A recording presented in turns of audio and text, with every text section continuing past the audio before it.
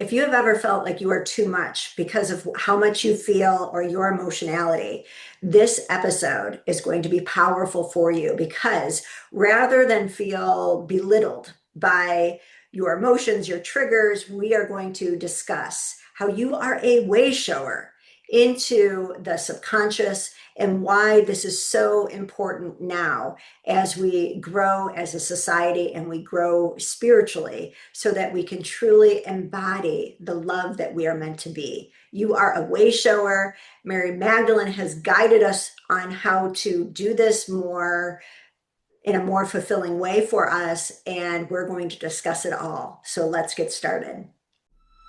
Welcome to the I'm Perfectly Divine podcast, a place for the strong, sensitive, spiritual seeker to recognize the perfection of your human journey and spiritual worlds through proven and grounded frameworks that support you to live in the wholeness you already are. For over the past 2 decades, I have supported people from all around the world, as well as Fortune 500 companies, to dissolve the divisions within them and live with greater empowerment and love. This podcast is an exploration of the paradoxes that befuddle us as we live our lives being both human and divine.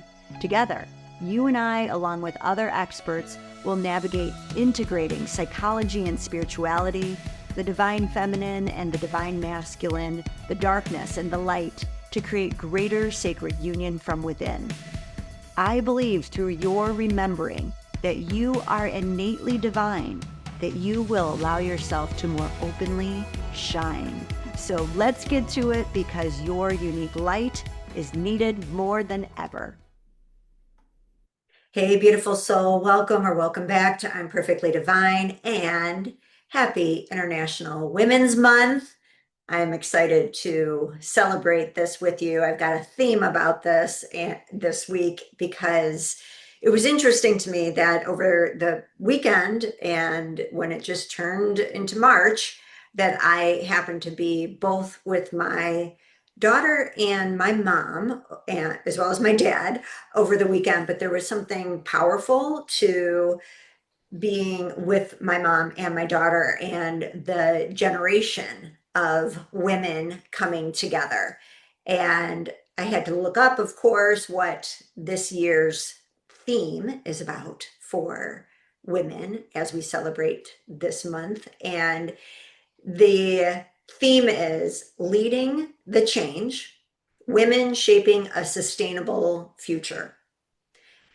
And this theme is honoring women who are driving environmental, economic, and social sustainability. It focuses on building resilient communities, fostering intergenerational equality, and leadership. So I took that in and I was like, okay, on some level, I feel like women are already doing this, and it's just about really recognizing this and tapping into this and seeing the ways that we may miss the mark in fully being able to own this. And that was something that I was exploring for myself, is through the ways that women's relationships evolve over time, evolve from being the daughter to some of us becoming mothers, and then what it's like for a mother to have a daughter and how that evolves over time. And even in the sense that as my mom is getting older, that the role is changing because I have to help her more with things, which is great, but it changes some of the dynamics that are happening between women. And it's so powerful because we can have these stories based on our past with relationships, and we can get stuck in those stories, or we can evolve and see what we are being guided to evolve within ourselves, or at least that's what I was reflecting on during this time for us together. And it was really powerful because I believe we are built as women to bring forward in our relationships compassion and empathy. And to me, this is the way to sustainability. Like without we can't be sustainable. We can't have relationships that are able to weather everything that life brings us unless we bring forward compassion and empathy. And the more that we do that, the more we are able to navigate through the messiness of life. And to make something sustainable, we have to be willing to see things from multiple viewpoints, which requires our empathy and compassion to walk in another person's shoes. And certainly women can struggle with doing this, with being able to access their compassion and empathy, because when you live in a patriarchal environment, which we all do, we grow up learning to protect ourselves. We are all mired in the patriarchy. And to me, this is to really recognize that it's less about men, but a structure that is about powering over. And it's a hierarchical structure that one feels entitled to power over another, regardless of the expense that it puts on another, that it's just somehow a given. And when people then power over one another, you're left trying to defend yourself. And the more you learn to be on the defensive, the less access you're going to have to empathy.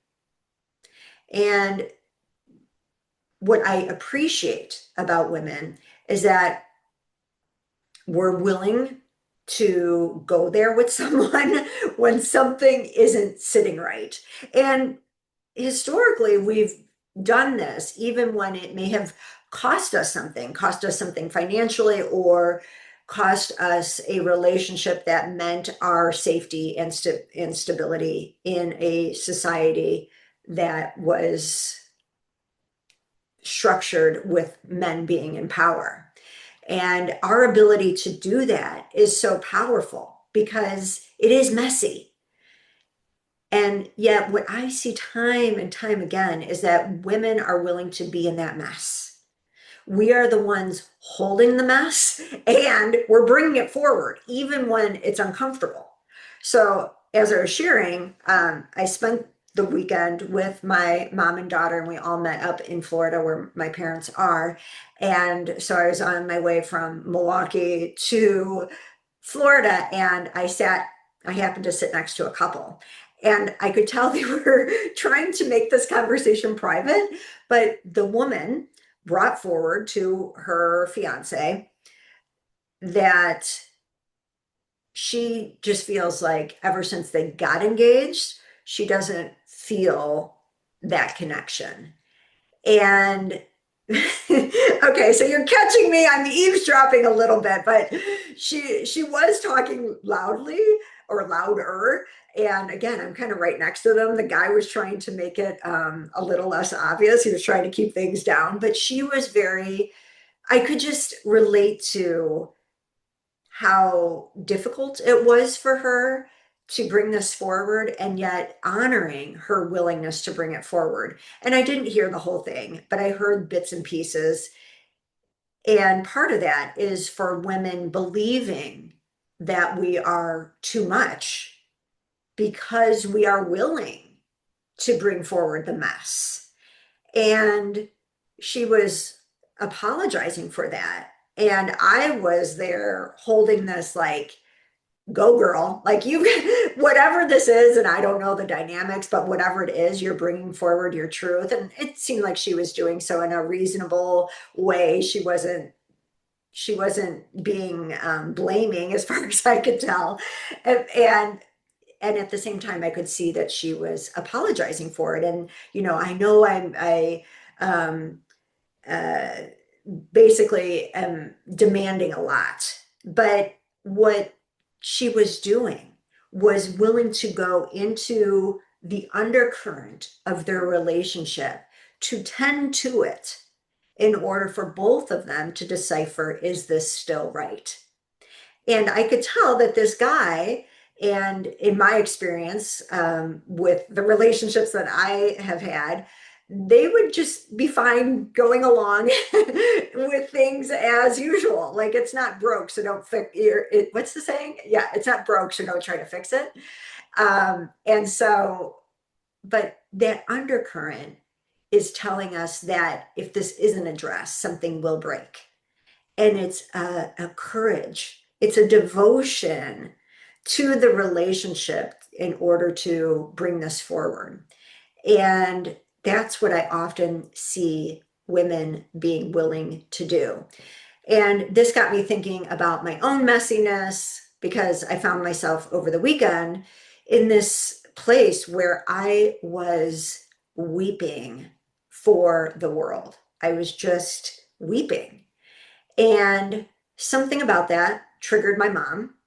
And I owned my emotionality without apologizing for it. And what I mean by that is that I owned that these feelings were coming forward, but it wasn't about anyone specifically. It was just how I was feeling. And that was really the end of the conversation. But for me, energetically, how I felt when it was over, that there was a disconnect. There was a disconnect with myself and another. There was an unease. And so am I going to just ignore that or am I going to tend to it? And that's always our invitation when emotions come forward. And so for me, of course, the answer was easy. I'm going to go and tend to what this is about for me. Now, in the past, I would have made this a relational thing before checking in with myself.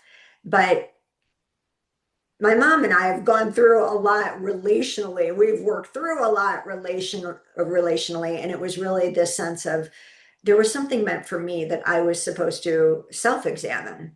There was an internal aspect that I was guided to look at. So I invited my feelings to come forward underneath the unease.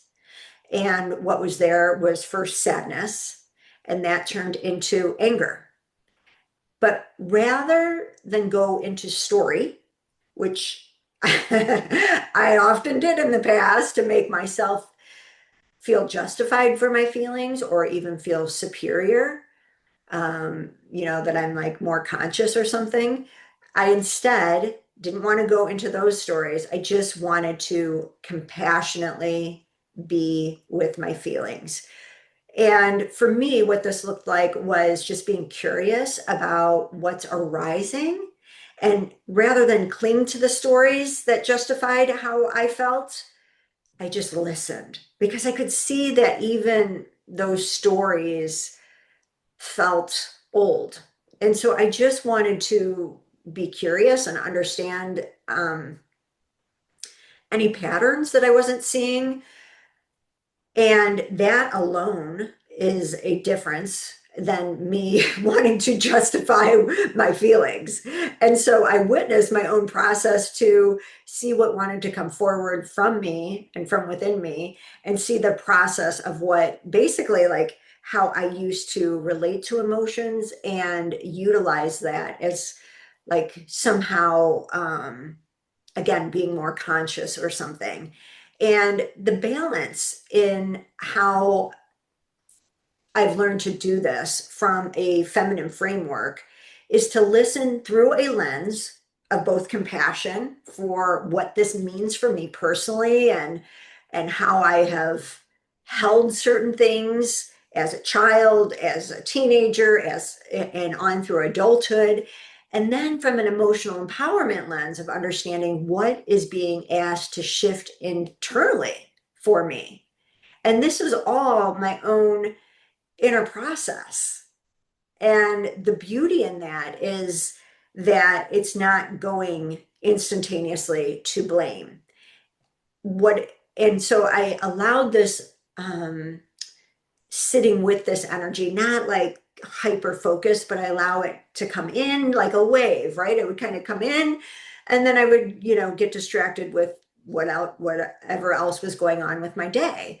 Well, a couple other things were going on with my day, besides being with family and my daughter and having beautiful long walks with her.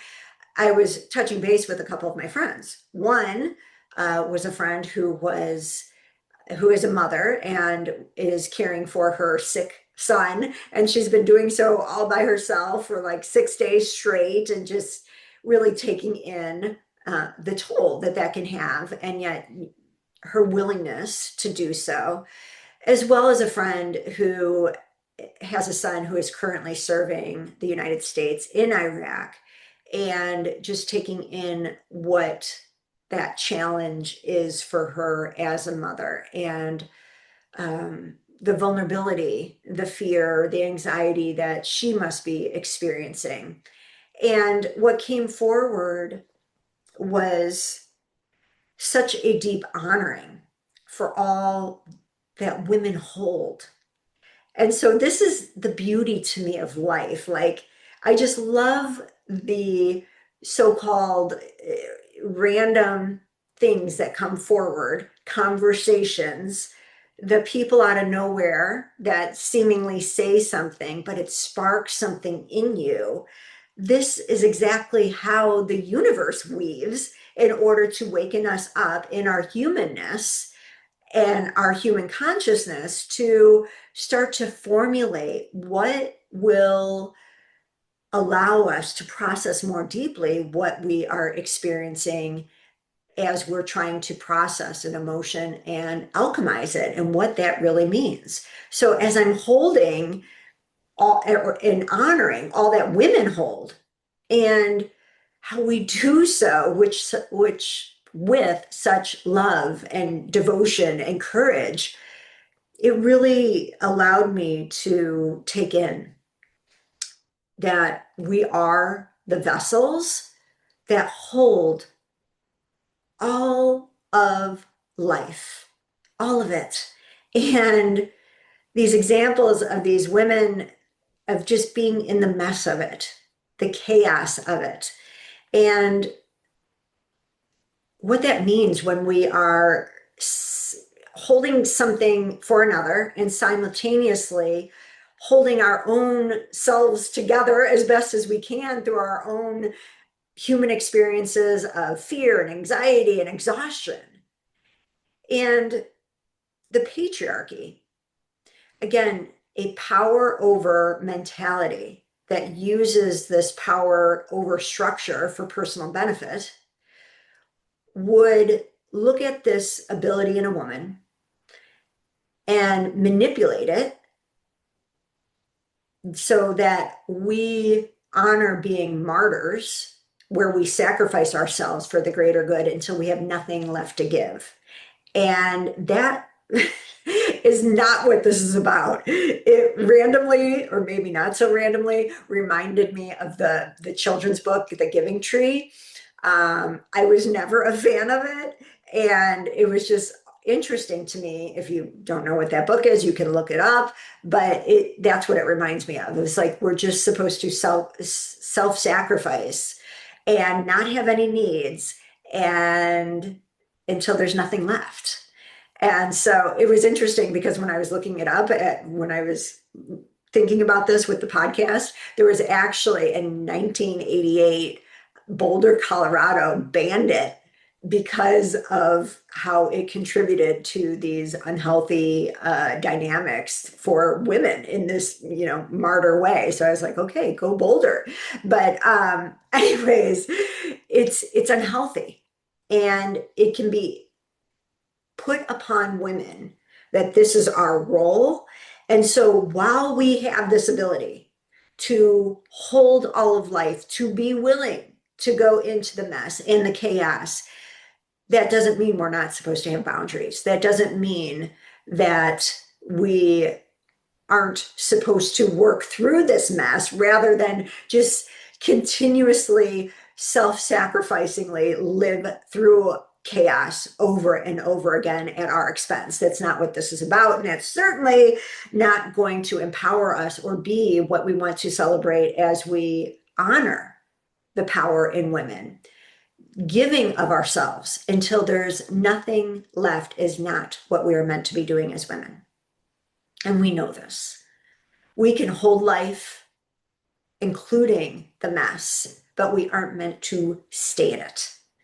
And I believe that is why we have the courage to go into the mess, because we are so attuned to the long-term impact if we ignore the chaos. Like we know that if we allow something to build, it's not going to get better. Or even for ourselves, being attuned to our emotions, a part of our subconscious, which is a part of the below, that if those go unchecked, there's going to be an eruption, right? And at that point, the eruption is our emotions are going to come out what I call sideways. They're not going to be empowered. They're going to be reactive and be in that place of causing harm or just not being in alignment with entirely about who we truly are. But we need that release because we've been trying to control or maintain things as is, maintain the status quo. And so that's why we want to honor ourselves for even feeling into that something is not right, not sitting right. We feel that unease and we're willing to go in. We're willing to go where others aren't. And being able to do this where we go in and we're willing to sort through what is meant to stay and what is meant to go, and what we are being called to transmute to greater expressions of love. And certainly that doesn't mean spiritually bypassing by just saying I've transmuted it to love, because it really is an alchemy of the above and below that allows this to truly set us free within our hearts, and you will feel it in your heart. And the thing is, mothers, women,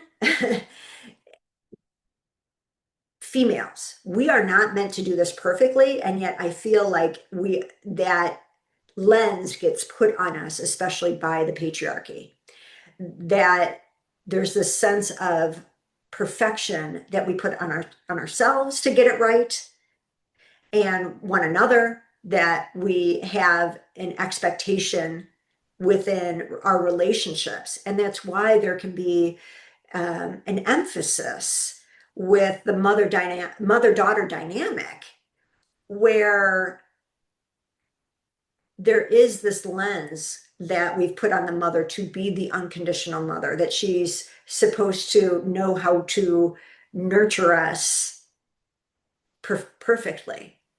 And that's just not being human. And so it's not that the pain of not being nurtured how we wanted doesn't matter. It certainly does.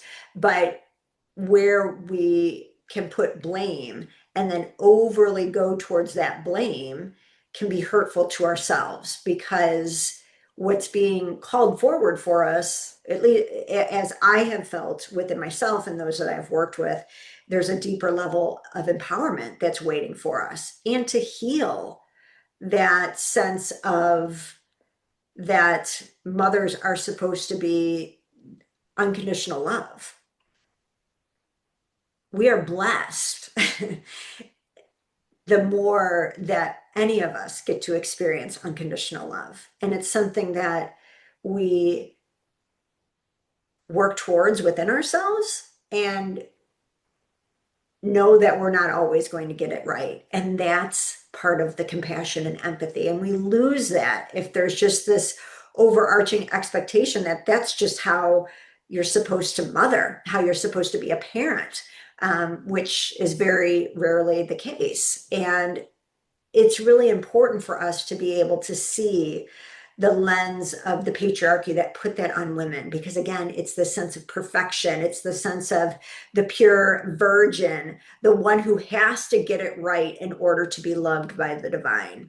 And what's so interesting is that when you really look into feminine spirituality and Mary Magdalene and how she is guiding us to go into the below, to descend, to work through these gateways that she discusses in the Gospel of Mary Magdalene, that she's guiding us how to work through these human aspects, not with shame, but with honor, that you are willing to look at yourself with compassion and with empathy, because she knows this is the way that we can give it to one another as well. And that's when we are going to all be operating from greater love.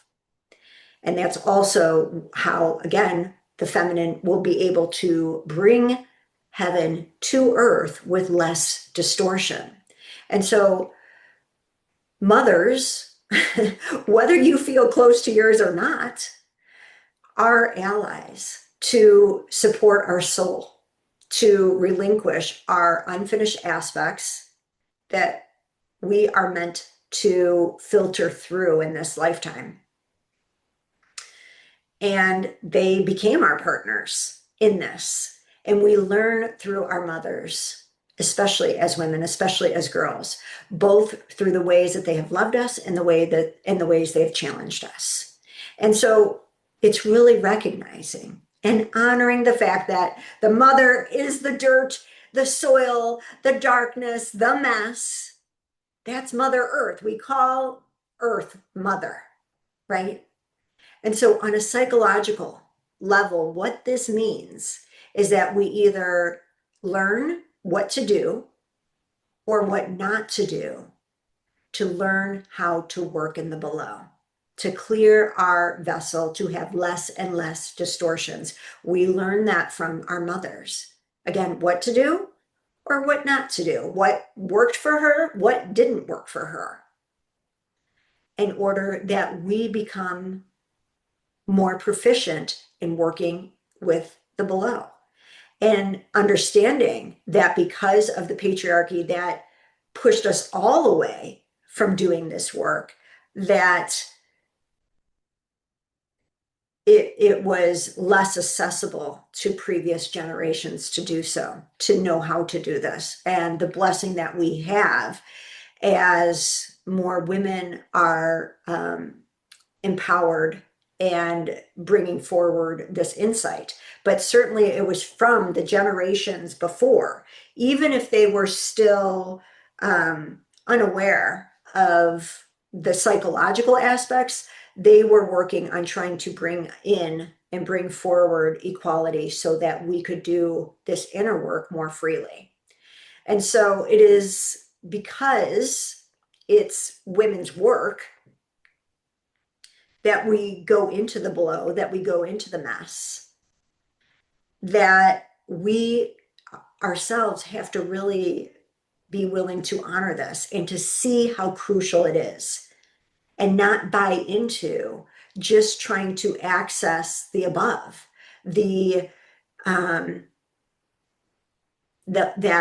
those lightning bolt connections with the divine that can be so amazing, and we want to feel that love, and yet we're missing something if we dismiss how crucial it is for our souls to do the below, to go into the subconscious and really honor ourselves as vessels. I know for myself, I have gotten really juiced up about being able to have like cool out of body experiences with the divine.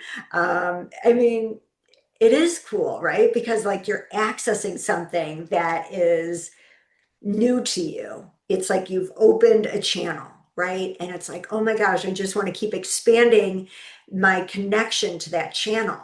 And when I was doing that, it's like I didn't experience how much of a gift it was to be human. And that is how spirituality, infused by the patriarchy, continues to shape us. And I'm not just talking about religion. I'm saying that this is happening in the way that we recognize spirituality, because spirituality still to this day downplays our emotions, our body, our human needs, and kind of pushes them aside and says that's primitive. It's not necessary. We just need the above. We just need this connection. And this leaves our connection. We may have a very strong connection to the divine, but our connection to our own expression of the divine, of how the divine is working through us, which is our vessel, will create distortions unless we are willing to do the work of the below. And, people are shocked by Deepak Chopra being a part of the Epstein files, but this is what happens when the divine feminine isn't integrated in our spiritual and personal growth. It's just what happens. This is the teaching of Mary Magdalene. She is guiding us how to continue to filter out our ego from our vessel, because it's not enough to connect with the above. It's not enough. Doing so can feel amazing and feels great and feels powerful, but heaven, the true divine love, cannot be brought to earth without distortions unless we nurture our energetic vessels by tending to our emotions and understanding them from both the above spiritual lens and the below human lens, and integrate that to eliminate our own distortions as much as possible. And that really means being able to take in these aspects that we've been told are secondary. And isn't that fascinating, right? Because this is the realm that women excel at. And again, we've been bought into this notion that it's not as equally as divine as the above. And that's been the biggest lie, right? And so otherwise, what happens is we'll see the ego coming forward. And the ego is so manipulative. And the more we spiritually grow, the stronger the spiritual ego can become. And it's a spiritual ego that will find ways to distort, because it's justifying feeding the ego and through distortions, right? So we've seen this. We've seen the headlines with the Catholic priests who were pedophiles. We've heard of tantric teachers who use spiritual lensing to manipulate others sexually. We've got Deepak Chopra, who used his power to become a predator. I heard recently on a reel, I'm sorry, I don't remember the name of the person, but she was saying people who've gone to plant medicine ceremonies that there's been abuses happening. This is what happens when we don't tend to the below. And this is the piece that has been forgotten and diminished by the patriarchal version of Christianity, which is not what Jesus and Mary Magdalene were teaching. He was showing us a way to the ascent, and she was also there to show us the importance of the way through the descent. And both are vital. Both must be integrated regardless of our gender. We need both. We need each other. And the magic that awakens when we go into the below and tend to our emotions and our subconscious and our triggers is that deeper compassion towards ourselves first, and empathy towards others awakens. And when this is awakened, we lessen our distortion of our consciousness as separate, from one another and duality consciousness, which means we are less likely to prioritize our own ego's needs at the expense of another. Because doing that would mean that we would ignore what we feel. And when we have compassion and empathy, we are feeling what it's like for another soul to be powered over.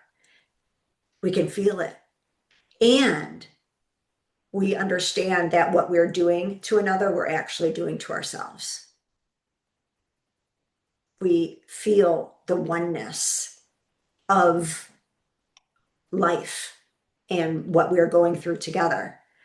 So back to when I was going through my own emotions, my sadness that shifted to anger, and I was guided to honor all that I was feeling, my mom was feeling, my friends were going through.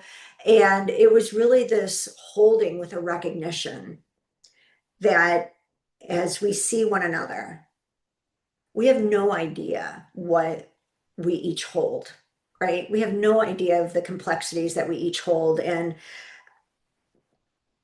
yes, I'll just leave it at that.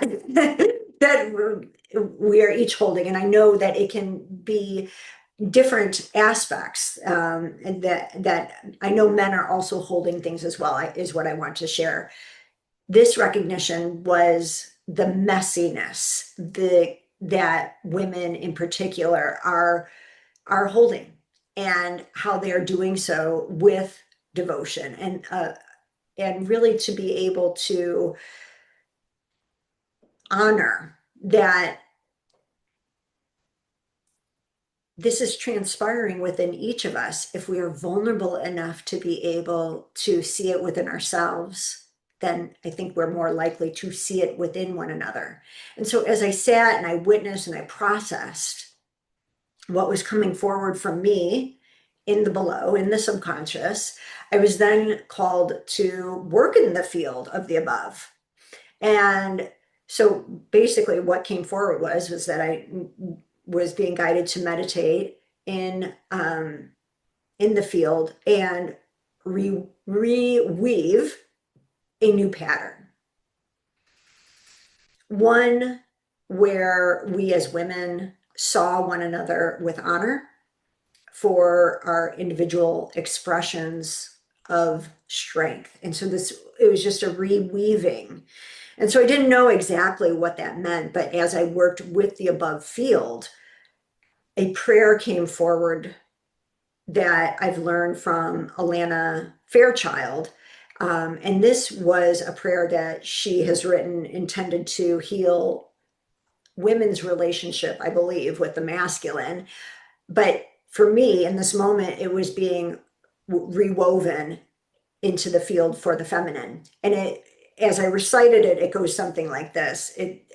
It says, your strength, my strength, your power, my power, your love, my love.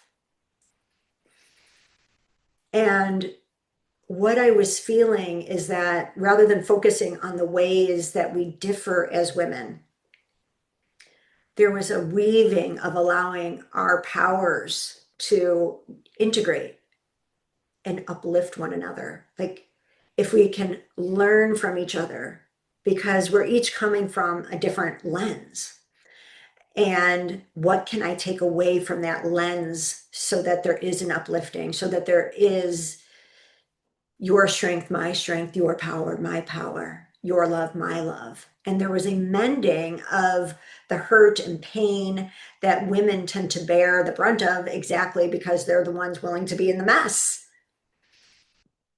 And I was weaving in the field, felt this weaving of us back together. And what came forward was a very neutral understanding of what I needed to bring forward in my humanity. And that was the notion of not necessary. And it was very neutral for me. My boundary that came forward was being able to state when something isn't necessary. and just hold it as that. Like that's just not necessary. And that's it. And no stories from the past, no need to be better than another, because how many times have I said too much or things that aren't necessary? So it's just this neutral statement, not necessary. And I can own it as much for myself as much as when it needs to be stated with another. And that is what alchemy is, because it's a feeling of integration within. It's an integration of insight that comes from the above and brings in to the waters of our emotions and an understanding that allows us to neutralize our vessel so it doesn't feel that unease anymore. And then we know it's the purification that happens through the above air and the filtering of the water of the below. And each has their parts to do to neutralize. And that's what alchemy really feels like to me. And this is what allows heavenly insight to come forward and be able to understand it from a place of love and reverence for and compassion for all of us, when the ego has us do things that the ego does, and allows us to find that middle place where the above and the below meet within our hearts, so we can bring forward both, so that there's insight and boundary as we walk the way.